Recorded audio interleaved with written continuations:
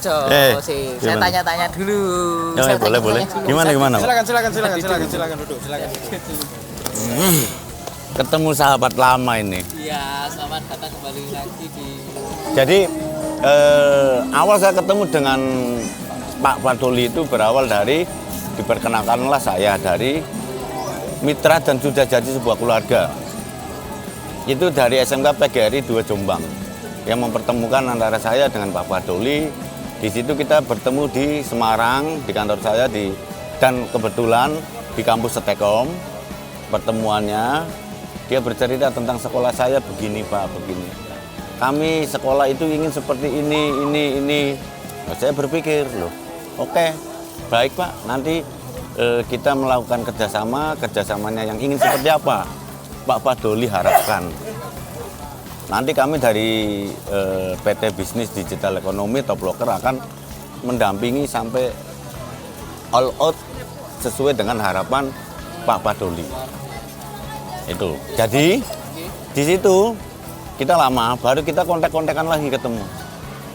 Pas ada momen saya pas kegiatan di PGRI 2 Jombang, beliau datang ke sana dan menjemput saya untuk hadir di SMK-nya melihat ini loh Pak Raharjo sekolah saya. Ini loh kondisi peralatan saya seperti apa. Oh ternyata pas saya kesini, wih keren juga ya sekolahnya dengan beberapa peralatan dan fasilitas yang sangat lengkap. Tetapi giliran saya tanya, Pak sekolah pengembangannya sampai mana? Di tema P5 kepekerjaan. Yo Pak masih begini. Oh, oke, fine.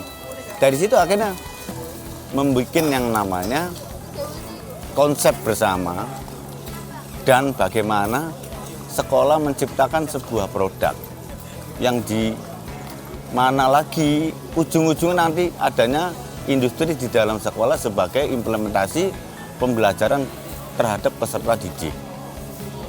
Ceritanya begitu Pak sampai sekarang dan akhirnya timbullah produk-produk ini.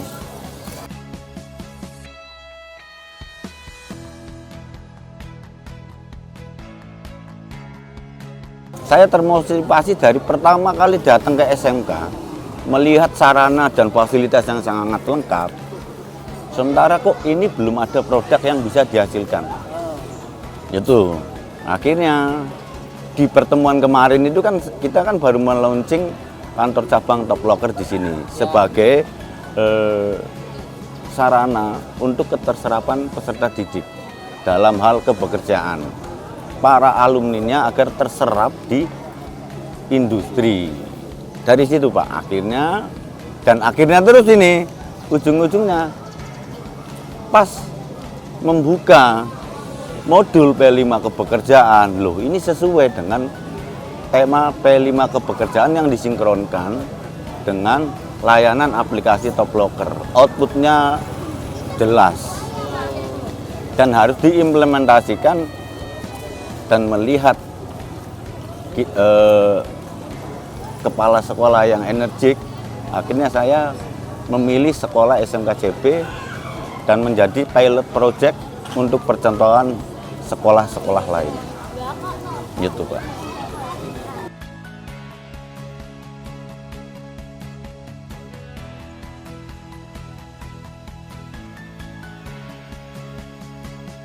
Harusnya ya praktek ada produk.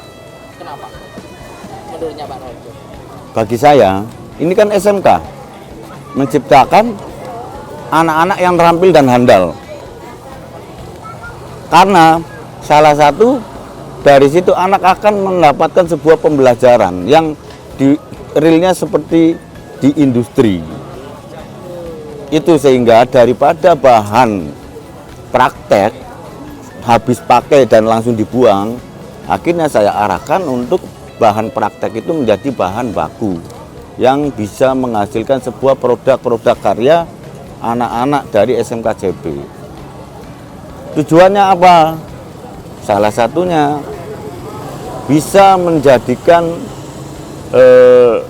branding untuk SMK CB dan kebanggaan warga masyarakat SMK CB. Ini loh produk saya, ini loh sudah ada implementasi kerjasama perusahaan, pendampingan dari perusahaan seperti ini.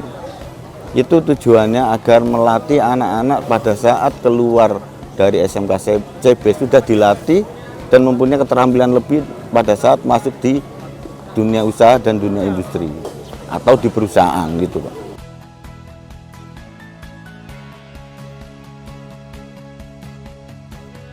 Satu, ya, keterampilan apa? Pertanyaan Bapak kan. Selain hard skill, utamakanlah soft skill. Karena di zaman sekarang ini kita utamakan untuk peserta didik soft skill 80%. Hard skill 20%. Kenapa soft skillnya 80? Adab, akhlak, attitude, sopan santun. Itu sangat utama sekali dimiliki oleh anak-anak. Gitu Pak.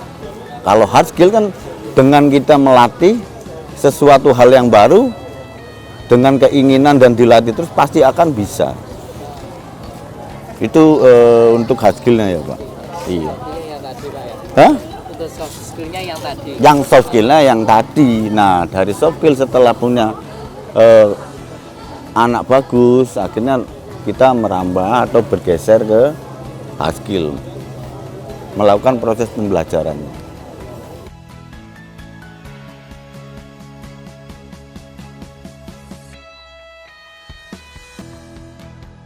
Bagian apa? Ini adalah sebuah tantangan Pak, betul juga. Dari gurunya kah atau dari siswanya kah atau niat sekolahnya atau gimana menurut saya? Apa Kalau sulit? yang tersulit buat saya sebenarnya menyamakan persepsi antara antara manajemen sekolah, terutama kan salah satunya kan para guru SDM.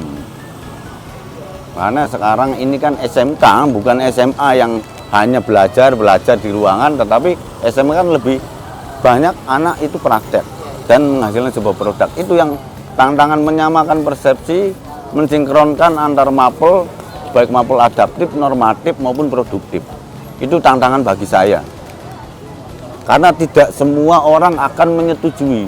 Dia mempunyai pendapat yang berbeda-beda. Tetapi dengan semangat teman-teman dari jurusan produktif yang telah memahami, akhirnya menggandeng semua guru untuk membuat satu frekuensi gitu Pak.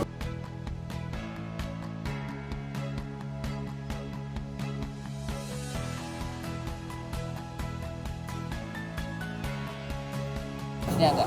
Yang untuk mungkin tips sebenarnya tinggal nanti dari SDM juga sih Pak ya, dari ibu atau bapak guru. Karena kalau jurusan teknik mesin di SMK CB produknya sudah ada, sudah bisa diterima pangsa pasar. Sementara yang bagian pengemasan itu kan setidaknya kan keterlibatan dari guru PKK. Sementara kalau tidak ada juga setelah keterlibatan guru PKK sudah terlibat, terus yang pemasaran siapa?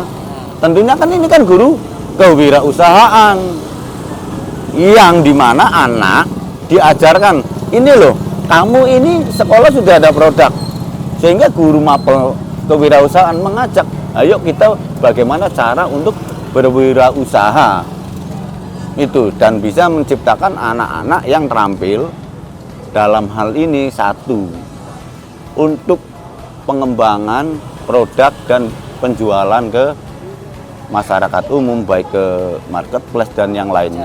Jadi marketing, jadi Mungkin ini lebih konteksnya mengedukasi anak untuk jiwa berwirausaha. Makanya saya sih berharap dengan adanya sebuah sekolah produk, keterlibatan guru kewirausahaan itu sangat penting. Sehingga jangan monoton. Monoton kenapa selama ini kalau di beberapa SMK teknik, masa iya kewirausahaan menciptakannya atau membikinnya kue? Itu. Ini sebenarnya gambaran kecil ya Pak. Kenapa saya mengarahkan membuat part-part otomotif terutama untuk kendaraan roda 2. Karena sebelumnya saya pribadi selaku pelaku dan saya mempunyai mitra yang banyak di dunia otomotif. Akhirnya ini pangsa pasar yang seharusnya bisa dijadikan produk yang akan menjadi penambahan link and match antar industri lagi. Saya selaku pendamping industri akan mengarahkan dan mencarikan buyer yang mau menerima produk-produk SMK. Itu salah satunya. Konverter aja berarti sudah bisa diterima. Sudah bisa. Sudah bisa dipakai. Sudah bisa dipakai dan kebetulan kan produk ini sudah saya uji coba di balap road race. Kenapa? Dengan melakukan uji coba itu kan sebagai trial error dari produk ini kekuatannya seperti apa. Itu. Dan saya pun di tiap daerah hanya berfokus satu sekolah untuk dibangun menjadi percontohan. Itu tujuan. Jadi real ya, produknya anak-anak ini bisa dipakai ya, bukan cuma bahan praktek yang masih belum teruji. Berarti memang sudah teruji dan sudah layak kok. Kenapa saya pakai produk? Kalau saya belum yakin, nggak mungkin saya pakai di tim balap saya. Mantap. Wes mari, aku bingung pertanyaan selanjutnya. Oh bingung? Oh banyak. Kenapa sih ya Pak? Iya, iya. Ini adalah sebuah gambaran nanti ke depan. Satu ya, dengan adanya produk part racing, sementara kita ngelihat pangsa pasar, part racing masih sedikit yang diproduksi di SMK. Tetapi kalau di industri realnya itu kan sudah banyak. Nah dengan fasilitas alat, sarana prasarana dan SDM yang mendukung, kenapa kita nggak membuat sebuah produk part racing? Dan kebetulan saya sendiri punya tim balap yang sebagai sarana uji coba, trial errornya seperti apa, sebagai pengembangan riset terapan. Jadi sebelum dijual kita uji coba dulu part racing produk SMK CB di dunia balap road race maupun drag race. Gitu Pak. Terima kasih. Terima kasih. Saya mau ke sana dulu ya. Mau jalan-jalan lagi. Jalan-jalan lagi. Monggo, Ya. monggo. Menikmati saya posisi pas ada di Kediri Pak. Oh iya. Ya, saya mau. Jenengan nggak mau traktir saya ini. Oh boleh. Oke, ayo jalan-jalan.